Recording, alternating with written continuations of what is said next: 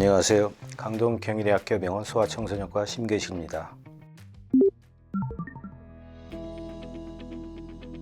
유전이 한 80에서 90% 작용하고 나머지 한 10에서 20%는 환경적인 요인이 작용한다고 보기 때문에 물론 유전자가 중요하지만 환경적인 요인도 무시할 수는 없겠습니다.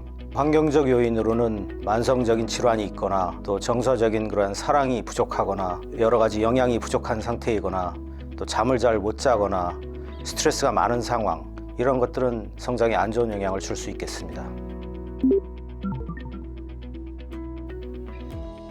물론 영양이 부족하면 성장에 안 좋은 영향을 주겠지만 살이 너무 많이 쪄서 체지방이 많이 증가하게 되면 성소수증이나 아니면 골연령이 증가하는 그런 오히려 성장에 안 좋은 영향을 줄 수도 있기 때문에 지나친 영양, 그래서 비만으로 가는 것은 오히려 성장에 역효과를 줄 수도 있겠습니다. 같은 성별과 연령의 그런 소아에서 앞에서부터 한 3번째 미만으로 키가 작거나 아니면 마이너스 2 표준편차 미만으로 작은 경우를 성장장애라 할 수 있겠습니다. 우리가 성장장애는 크게 1차성과 2차성으로 나눌 수가 있는데 1차성은 결국은 성장판 자체에 문제가 생기게 하는 질환들로서 염색체 이상이나 골격 형성 장애나 아니면 자궁 내 성장 지연증이나 아니면 유전자 이상, 이런 것들에 의해서 선천적으로 잘 안 자라게 되는 그런 질환이고요. 2차성 성장장애는 성장판에 2차적으로 영향을 주는 그런 외부적인 요인들이기 때문에 호르몬 결핍이나 또는 호르몬이 너무 많거나 아니면 영양 결핍이나 만성 소모성 전신적 질환이 있거나 이런 것들을 우리가 2차성 성장장애라 할 수가 있겠습니다. 우선 과거력을 봐서 아이의 그런 출생 주수, 또 출생 시 체중, 키 등을 알아봐야 되겠고요. 또 그런 성장 곡선이나 성장 속도 곡선에서 많이 벗어나는 것은 없는지, 그리고 그 다음에는 이제 가족력을 봐서 아버지 어머니 키, 또 아버지 어머니의 그러한 사춘기 시기, 그런 것을 알아봐야 되겠습니다. 또한 그 다음에는 이제 진찰을 해서 소아의 그런 정상적인 성장 패턴과 또 다른 기형은 없는지, 사춘기의 그런 시작 시기나 이런 것이 문제는 없는지 그런 것을 봐야 되겠고요. 또 이상한 모양이나 얼굴 모양이나 이런 것에 의해서 혹시 기형이 있는지 이런 것들을 봐야 되겠습니다. 그런 다음에 이제는 진찰 소견으로 기반으로 해서 검사라든가 치료에 기반이 되는 그런 기본적인 영상 검사를 해야 되는데, 영상 검사로는 손 뼈를 찍어보고 그 다음에 머리에 MRI 찍어서 그래서 혹시 성장 호르몬 결핍증의 원인이 뇌에 있는지 이런 것을 봐야 되겠고요. 골연령을 찍어보면 앞으로 얼마나 자랄 수 있는지 그런 성장의 포텐셜을 볼 수가 있고, 또 성장이 어떤 호르몬 결핍인지 아니면 호르몬이 과다한 원인인지 그러한 것을 골연령을 찍어서 알 수가 있겠습니다.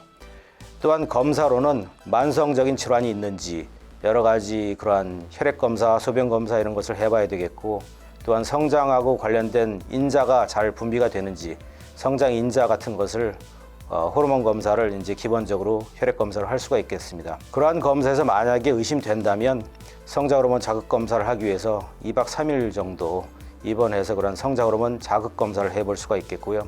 만약에 여러 가지 이상한 모양이나 또 발달에 이상이 있거나 또 성장이 심하게 저하되어 있거나 상절에 비해서 하절이 유난히 짧거나 이런 경우는 어떠한 골격 이상이나 또 유전자 이상이나 이런 걸 보기 위해서 유전자에 대한 검사, 또 염색체에 대한 검사를 필요한 경우는 할 수도 있겠습니다.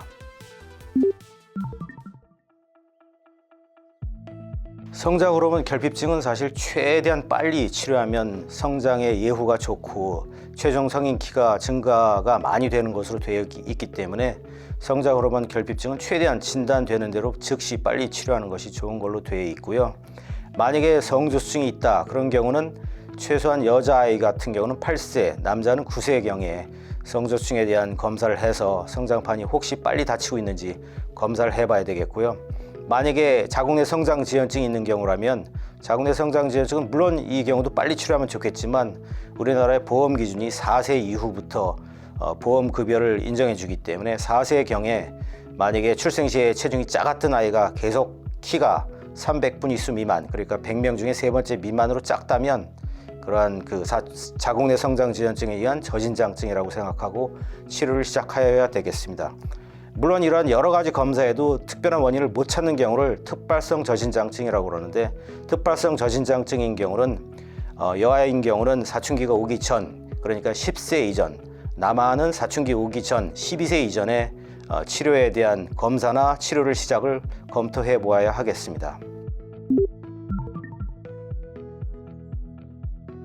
우선은 이제 영양, 규칙적인 그러한 운동, 그다음에 일찍 자고 일찍 일어나고 하는 그러한 규칙적인 습관, 또 적절한 그러한 햇빛을 노출돼서 그래서 비타민 D가 적절하게 합성될 수 있게 하는 그러한 알맞은 그러한 생활 패턴이 잘 유지되는지 상담을 하고, 또한 그거에 대한 조절을 잘 외래 진료에서 얘기해야 되겠고요. 그러면서 만약에 꼭 필요한 경우는 성장 호르몬 치료를 해서 최종 성인 키를 좋게 할 수 있는 방법이 있겠습니다.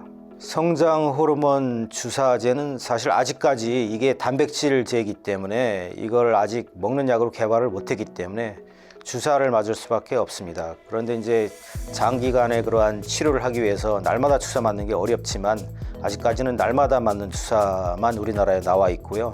조만간에 이제 일주일 제형이 들어올 예정이긴 한데, 그때까지는 아직은 이제 날마다 주사를 맞아야 되고요. 자기 전에, 그래서 최대한 깊은 잠을 자기 한 2시간 전쯤에 주사를 맞아야 되기 때문에 잠자리에 들기 전에 이제 날마다 피하 주사, 그러니까 피부 밑에 지방 조직에 주사를 날마다 맞추시면 되겠습니다.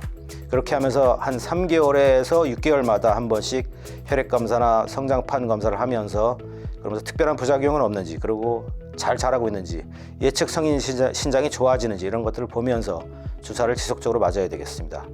치료 기간은 성장판이 완전히 다치기 한 1 내지 2년 전까지 맞기 때문에, 여자아이 같은 경우는 성장판이 한 만 15세에서 16세 정도에 다치기 때문에 뼈 나이로 한 14세 정도, 남자는 한 17세에서 18세 정도에 다치기 때문에 뼈 나이로 한 16세 정도까지 성장 호르몬을 맞는 것이 좋겠습니다.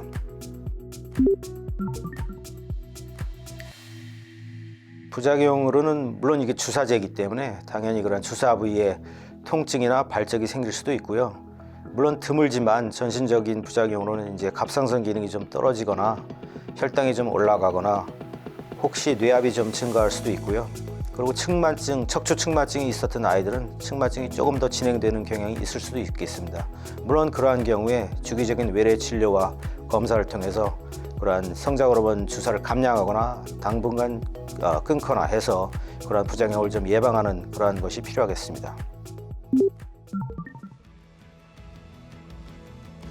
성장 장애를 의심할 수 있는 소견은 이제 우선 성장 속도를 봐야 되겠죠. 그래서 3세에서 만약에 사춘기 전에 소아에서 1년에 4cm 미만의 그런 성장 속도를 보인다면 일단 성장 장애가 있을 수도 있다, 이렇게 의심할 수 있겠고요. 만약에 같은 성별과 연령의 소아의 그런 또래에 비해서 300분위수 미만, 그러니까 100명 중에 3번째 미만으로 작다. 다른 말씀으로 드리면 일표준 편차가 보통 한 6cm, 5 내지 6cm 정도 되기 때문에 또래 같은 아이에 비해서 한 10cm 정도 이상 키가 작다면, 그게 이제 정확하게 그런 평균치를 알 수가 없을 때는 2017년도에 소아청소년과 학회와 질병관리청에서 나온 그런 소아의 그런 표준 성장 도표와 곡선이 있는데, 거기서 만약에 표준치에 비해서 또래에 비해서 한 10cm 이상 대략 그렇게 떨어져 있다면, 그렇다면 이제 성장 장애를 의심해서 검사와 치료가 필요할 수도 있겠습니다. 감사합니다.